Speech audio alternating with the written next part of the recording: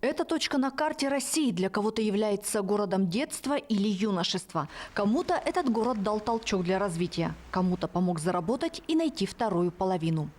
Для семьи Каренченко Нерюнгри стал не только родиной, но и тем самым городом, осуществившим их самые заветные мечты. Город Нерюнгри – центр Нерюнгринского района Республики Саха-Якутия. В переводе с эвенкийского означает «река тысячи хариусов». Образован 6 ноября 1975 года. Расположен на юге республики, на правом берегу реки Чульман. Второй по численности город Якутии. Население составляет около 57 тысяч человек. Средняя высота над уровнем моря – 837 метров. 25 лет назад Сергей и Наталья Каренченко приехали в далекий якутский город Нерюнгри. Глава семьи в молодости с мечтательностью смотрел на большие машины и решительно поставил себе цель работать на такой технике. Его супруга с 9 класса мечтала о работе логопедом. Уже вместе они стремились построить дружную и крепкую семью, вырастить достойных детей и обрести хороших и верных друзей. И этот небольшой северный город Нерюнгри стал для них тем самым местом, где исполнились мечты и реализовались все поставленные планы. Супруги Каренченко, оба из Киргизии, познакомились там же, в Средней Азии. Там получили образование, первый трудовой опыт, сыграли свадьбу, родили первого сына. И сейчас Сергей с особой теплотой вспоминает свой родной город Пржевальск. Пржевальск или Каракол – четвертый по величине город Кыргызстана, административный центр Иссык-Кульской области. Расположен вблизи восточной оконечности одноименного озера в 150 километрах от киргизско-китайской границы на высоте 1800 метров над уровнем моря. Город, конечно, очень красивый, связанный со светлыми детскими воспоминаниями, потому что, с одной стороны, это озеро Иссык-Куль, жемчужина Киргизстана, а с другой стороны, это огромный Тянь-Шанский хребет. Вот, это все меня окружало с детства. То есть рос я в довольно многонациональном городе, который сейчас принято выражение, мультикультурный. Да, такого не было, это просто одна большая дружная семья. Сергей и Наталья идут рука об руку уже больше 30 лет. Вместе делили радости, справлялись с трудностями и всегда вместе шли к достижению поставленных целей. Мы познакомились у моего брата двоюродного на проводах. Я приехала брата проводить в армию. Ну и вот случайно там встретились, обменялись адресами. Ну, не надеялась, что будет мне писать, потому что у меня было много адресатов. Вот. Ну, а потом так случилось, что попал рядом под Алмату служить, и письма приходили очень часто, прямо в неделю по письму. Ну, как-то потом я стала приезжать к тетке туда, в город, в Пржевальск, к ним. И мы стали, когда он уже отслужил, стали встречаться, ходить в горы, на горнолыжке бывали, и за подснежниками, там очень красивые горы. Вот, и подснежники растут вот именно на гористой поверхности. В эпоху слома Советского Союза экономические трудности сподвигли к новым переменам. По совету знакомого семья переезжает в Магаданскую область. Наталья работает по специальности, Сергей по образованию электромонтажник высоковольтного оборудования. Его профессия тоже востребована, и семья устраивается в поселке Кадыкчан. Кадыкчан – поселок городского типа в Сусуманском районе Магаданской области. В переводе с эвенского означает «маленькое ущелье». Расположен на автодороге Магадан-Усть-Нера. С начала 2000-х годов заброшен и представляет собой город-призрак. После того, как поселок закрыли, перед семьей Каренченко опять встал вопрос, куда ехать. В то время о строительстве молодого города Нерюнгри слышали многие. А так как город активно развивался, сюда требовались рабочие всех специальностей. Я еще когда проезжал, первое, что я увидел, да, то есть по образованию, которое я получил, это электромонтажник высоковольтного оборудования, но я отучился тогда в спортивно-техническом клубе, получил водительское удостоверение водителя категории Б и С, которое позволяло работать на грузовой технике.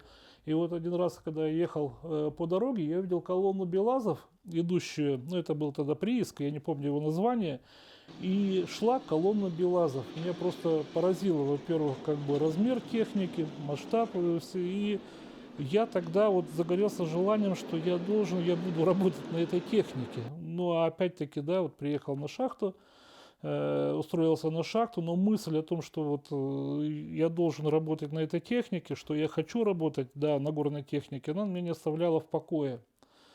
Ну, жизнь, говорит, своим чередом. На шахте произошла авария, вот, и шахту закрыли, и часть работников, да, их перевели работать на разрез, это открытая добыча. Вот. Я устроился слесарем по ремонту этой техники, вот, как раз и ремонтировал эти БелАЗы. С мечтательностью смотрел на эти машины, потому что необходим был какой-то стаж, необходимые требования для того, чтобы работать на этих машинах. Ну и в итоге постепенно, то есть в процессе это наработал, и потом уже устроился водить БелАЗ. И от своих коллег, водителей, я услышал про город Нерюнгри в Якутии. Тогда о том, что если машина таких размеров, такой грузоподъемности казалась тогда огромной, а они говорили, что там вообще огромная техника, то есть в 5-4 раза больше. Это, то есть я не мог, даже мне не хватало воображения, не мог представить. Они говорили, что это современный красивый город. Вот, красивый современный город. Ну, казалось, это такое недосягаемое. Вот. Но опять-таки говорю, что жизнь шла своим чередом, и поселок нас известили о том, что подлежит частичной ликвидации. Необходимо нужно было выбирать новое место жительства, либо ездить вахтой на работу вахтой, либо менять работу, объект работы, предприятие либо менять. И тогда я серьезно задумался вот именно о переезде в Якутию, именно попытать счастья устроиться на разрез Нерюнгринский. Первой в Якутию поехала Наталья. После маленького поселка на Колыме новый современный Нерюнгри произвел впечатление. Широкие проспекты, масштабы производства и цены на продукты и товары первой необходимости. И когда приехали, конечно, я была поражена. Такой маленький, аккуратный городок, и улицы прямые. Вот первая улица с аэропорта. И даже вот эти деревяшки меня восхитили, которые были на Южно-Якутской улице. Ну, вот сейчас же их посносили после 3-й школы. Вот. Но и недолго думая, я сразу стала искать работу. Но так как прошла тарификация, меня еще нигде не брали. А с января меня взяли в первую школу. Я 9 лет отработала там логопедом. Почти сразу же в Якутию приехал и Сергей. Свои первые впечатления помнит до сих пор. За все годы жизни в Нерюнгри супруги ни разу не пожалели, что выбрали для жизни именно этот город. Когда приехал, самолет прилетел, он, получается, летел с Усть-Нера с посадкой в Хандыге, с Хандыги в Якутск, с Якутска как раз в Нерюнгри прилетел ночью. Вот, поэтому я ничего не видел, скажем так, ни во время полета, ни потом, когда ехал, тогда еще не знал даже, как поселки называются, мимо Чульмана и Серебряного Бора. И вот мы выехали на смотровую площадку, как я сейчас помню, ну это опять, это сейчас я знаю этот район, да, смотровой площадки, тогда ее не было, просто на дороге, и открылась перед нами панорама города, то есть город светится, вот, сверкает всеми огнями, вот, и для меня, то есть после Колымы, после Магаданской области, горняцкого поселка, затерянного где-то в глухой тайге, это действительно показалось, что, ну, Москвой, вот.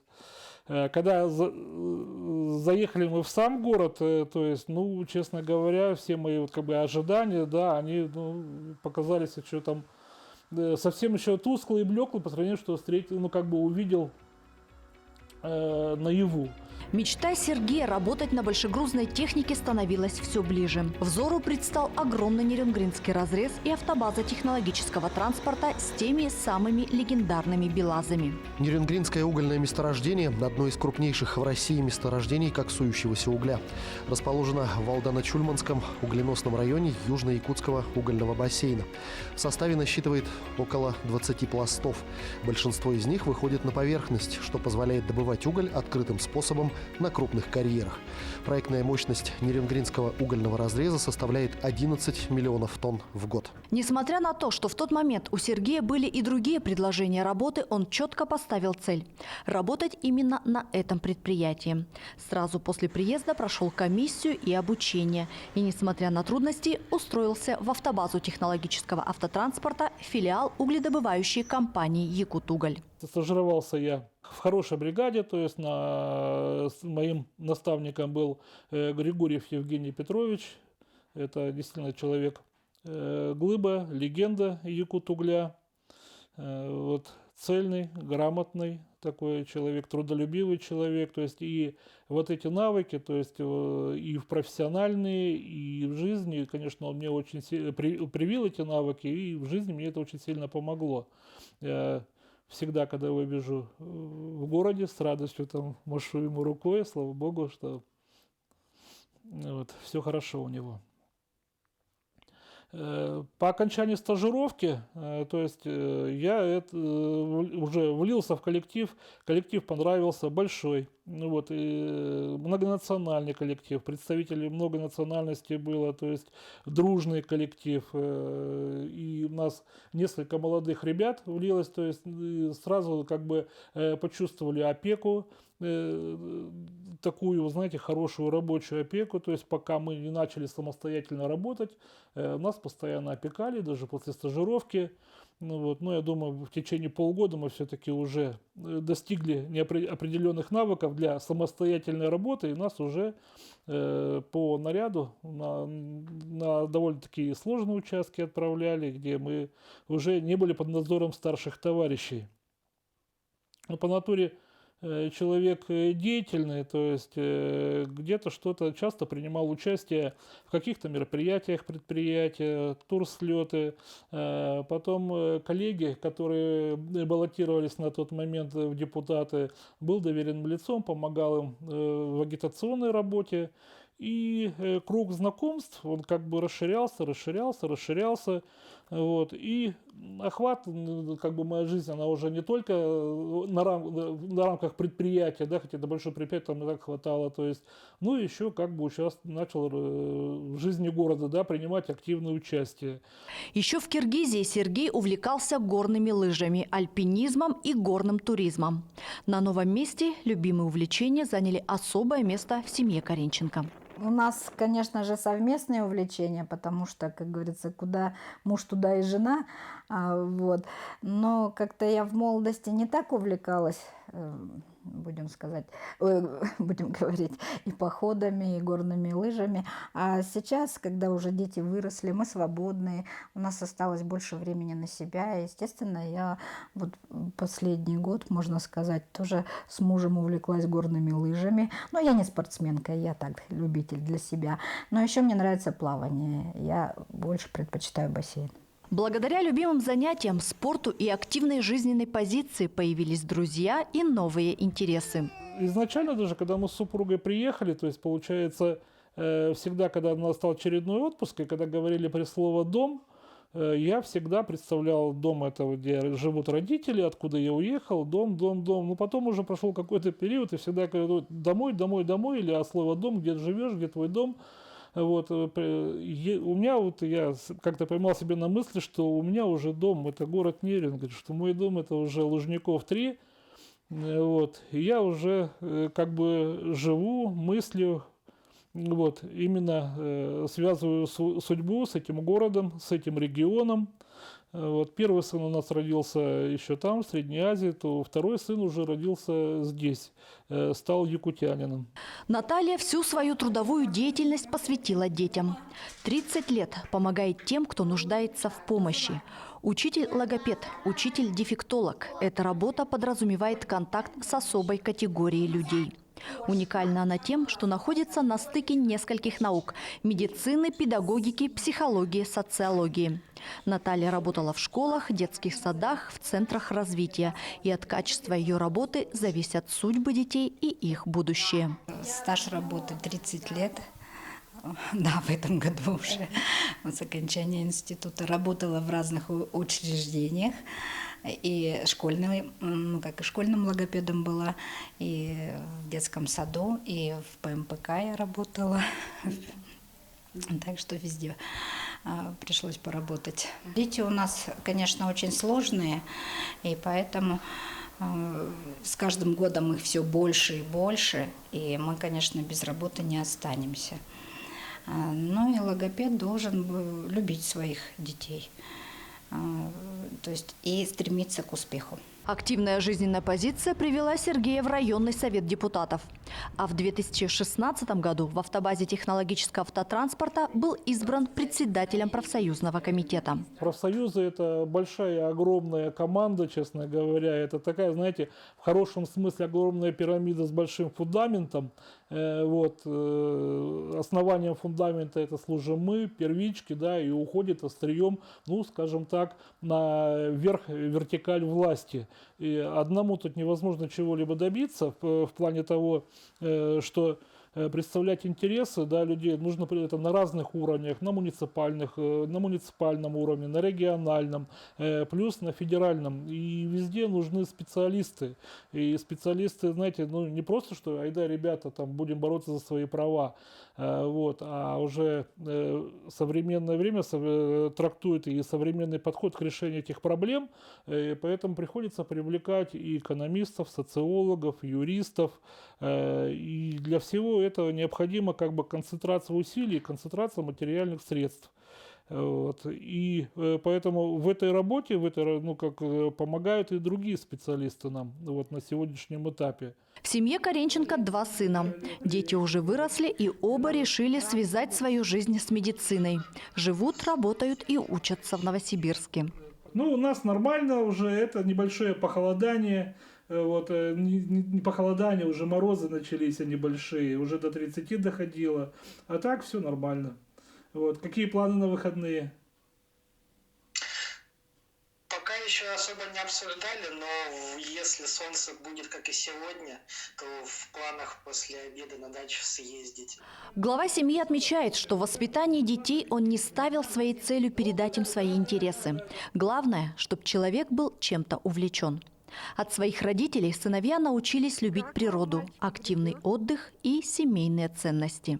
Поскольку вырос в регионе, где город, поэтому моими основными увлечениями всегда были это экстремальные виды спорта, горные лыжи, горный туризм, альпинизм.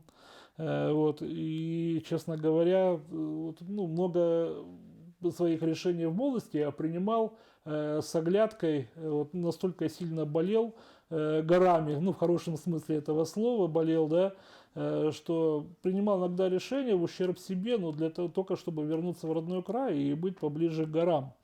Но потом уже, когда повзрослел, уже все-таки необходимо решать свои семейные проблемы, бытовые проблемы, да. Я уже в жертву иногда приносил свои увлечения, и мне было довольно-таки тяжело. Когда приехал в Нерюнгри, я узнал, что здесь есть горнолыжный клуб, а потом еще дальше, то есть я познакомился с увлеченными людьми, которые сплавляются по рекам Южной Якутии, да, жизнь в этом городе для меня обрела еще более такие новые яркие краски. Это такая эйфория после первого сплава, после поездки. Я выступал уже тогда, то есть за сборную Нерюнгринского района в первенстве по горным лыжам Республики Саха-Якутия. Да, были какие-то победы, были какие-то разочарования, но тем не менее жизнь, скажем так, она была для меня полноценной. Турслеты Якут-Угля,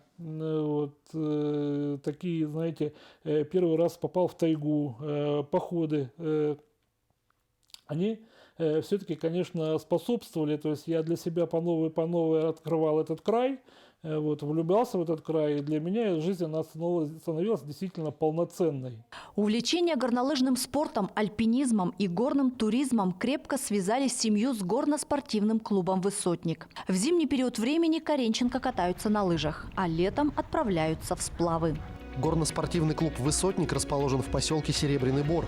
Первое организационное собрание по созданию клуба состоялось 25 февраля 1982 года. Оргкомитет заявил горные виды спорта круглогодичного направления – альпинизм, горные лыжи, горный туризм.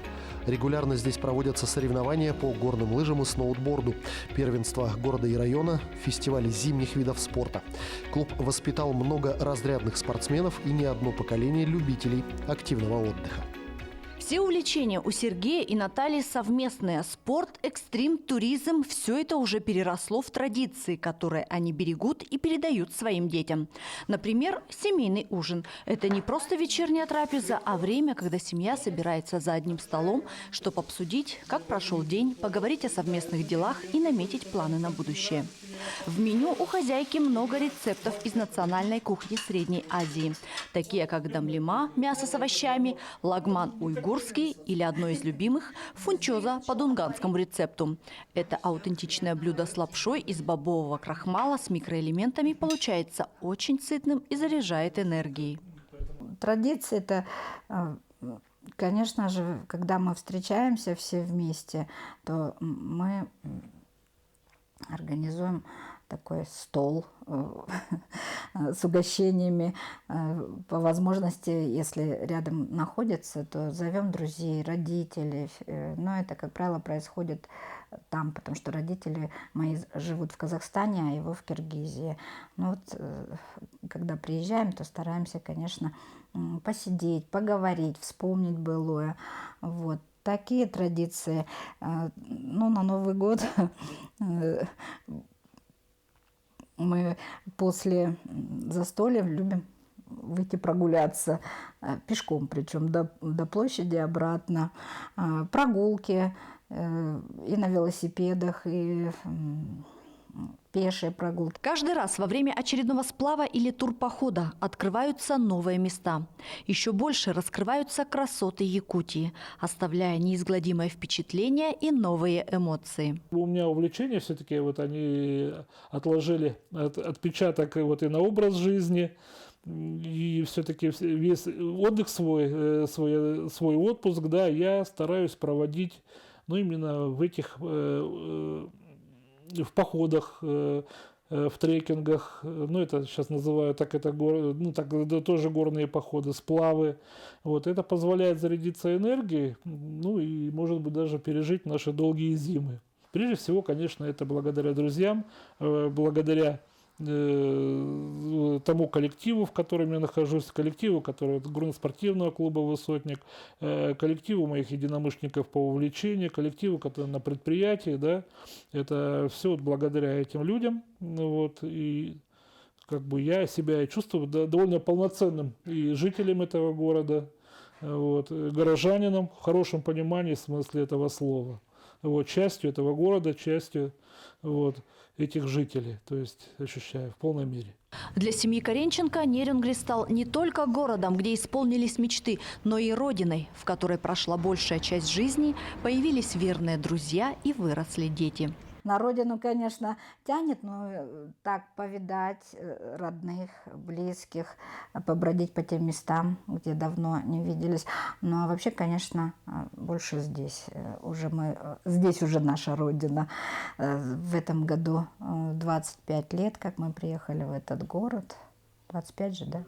25 лет. Ну, считайте, вся молодая и сознательная жизнь прошла здесь. И поэтому нам здесь комфортно. Мы любим этот город. Север для меня это уже дом. Это для меня уже это вот с ним связано. То есть если малая родина это становление просто как становление жизни, я имею в виду понимание этой жизни, то Якутия, север для меня это стало становлением как человека, то есть полноценным человеком. Приехал я сюда молодым парнем, 25-летним, да, сегодня мне уже там 50 лет, я уже пенсионер, скажем так, но эти дни пролетели, да, они как бы, не говорю, что быстро, но довольно увлекательно, поэтому интересно, я же говорю, связано не только с какими-то увлечениями, но это прежде всего связано с этим краем, с этими людьми, которые здесь живут. И для меня это дом, это моя родина, не вторая, не первая, а родина, где я прошел становление как человека. Вот. Поэтому именно что с этим краем, с этим городом у меня связаны самые теплые чувства. Четверть века пролетел как один миг, во многом потому, что каждый день не похож на другие. Интересная работа, любимые увлечения и безграничная любовь к жизни, где ценен каждый ее миг со всеми взлетами и падениями, печалями и радостями, разделенными с самыми близкими и дорогими людьми.